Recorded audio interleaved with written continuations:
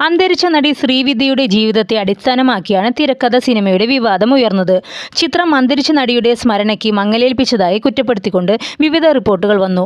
നടൻ കമലഹാസനുമായുള്ള നഷ്ടപ്രണയവും നടിയുടെ ജീവിതത്തിലുണ്ടായ ദാരുണമായ സംഭവങ്ങളെ അടിസ്ഥാനമാക്കി സിനിമ ചിത്രീകരിച്ചതിലൂടെ ധനസമ്പാദനം നടത്തിയ നിർമ്മാതാക്കൾക്കെതിരെയായിരുന്നു ആക്ഷേപം.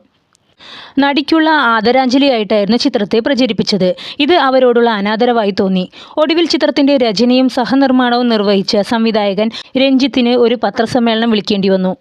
ചിത്രത്തിന്റെ കഥ മറ്റൊരാളുടെ ജീവിതകഥയുമായുള്ള സാമ്യം തികച്ചും യാദൃശ്ചികമാണെന്ന് അവകാശപ്പെട്ടു. എന്നാലും കാണുന്ന പ്രേക്ഷകർക്ക് അത് നടി ശ്രീവിദ്യയുടെ ജീവിതമാണെന്ന് വ്യക്തമായി മനസ്സിലായി.